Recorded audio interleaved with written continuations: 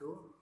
Perkenalkan, nama saya Muhammad Fikri Fatur Rahman dengan NPM 203507105. Di sini saya akan menjelaskan pembangunan politik di era reformasi masa pemerintahan Abdurrahman Wahid untuk memenuhi salah satu tugas pembangunan politik. Kiai Haji Abdurrahman Wahid atau yang biasa disebut Gus Dur terpilih menjadi Presiden Republik Indonesia keempat setelah menang dalam pemilu pada bulan Oktober 1999.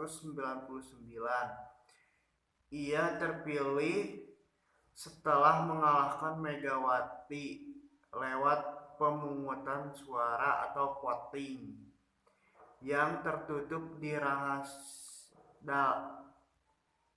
dan rahasia. Dari 691 anggota MPR yang mengikuti suara dalam pemilihan presiden tersebut, Kiai Haji Abdurrahman Wahid memperoleh 373 suara, sedangkan Megawati memperoleh 313 suara. Kiai Haji Abdurrahman Wahid yang menang dalam voting tersebut akhirnya menjadi presiden, sedangkan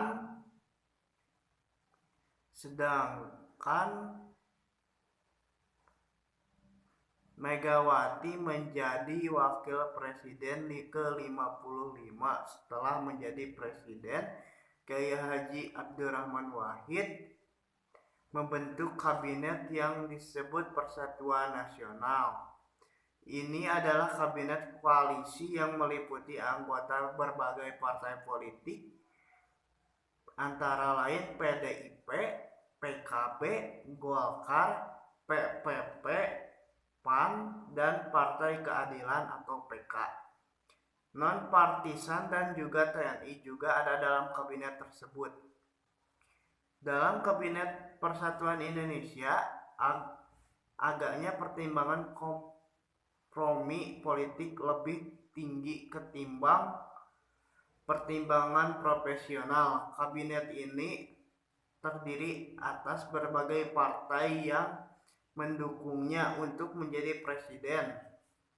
Kabinet ini lahir di era krisis yang multidimensi. Tugas itu ditambah pula untuk memenuhi harapan masyarakat mencapai Indonesia baru yang tertib, efisien, dan demokratis. Kabinet ini juga diharapkan dapat menjadi kabinet pertama dalam membangun tradisi pemerintahan yang bersih dan efektif. Selanjutnya, saya akan menjelaskan tentang perubahan pada masa Abdurrahman Wahid. Dalam bidang politik, kebijakan awal pemerintahan Abdurrahman Wahid adalah membubarkan Departemen Penerangan di masa Orde Baru. Departemen Penerangan merupakan alat bagi Presiden Soeharto untuk mengekang kebebasan pers. Dengan dibubarkannya departemen tersebut, maka kebebasan pers di Indonesia semakin terjamin. Departemen Koperasi dan Pengusaha Kecil Menengah atau PKM, yang selama pemerintahan Habibie menjadi lokomotif ekonomi kerakyatan,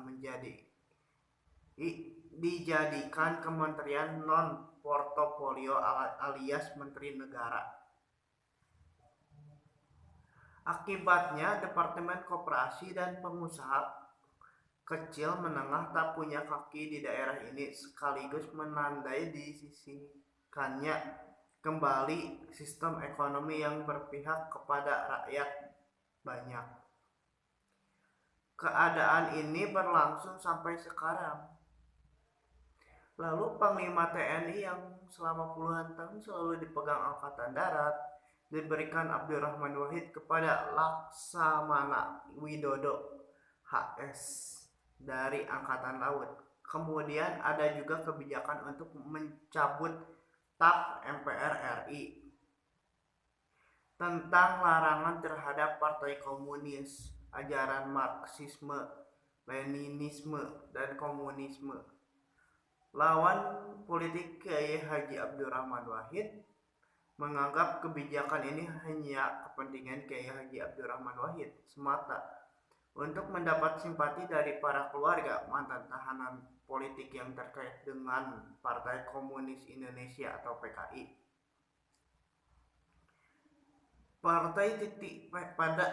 Pada titik ini, Abdurrahman Wahid mulai membuka hubungan langsung dengan Israel dan tidaklah gampang dijalankan. Protes dan unjuk rasa ketidaksetujuan marak di seantero negeri. Akibat keinginan membuka hubungan langsung dengan Israel, itu Presiden Abdurrahman Wahid yang sampai saat ini masih tercatat sebagai salah satu pendiri Yayasan Shimon Peres yang berkedudukan di Tel Aviv langsung dituju sebagai agen Yahudi oleh para demonstran. Melihat gelagat tidak menguntungkan itu, para wakil rakyat lantas meminta pemerintah menunda pembukaan hubungan tersebut.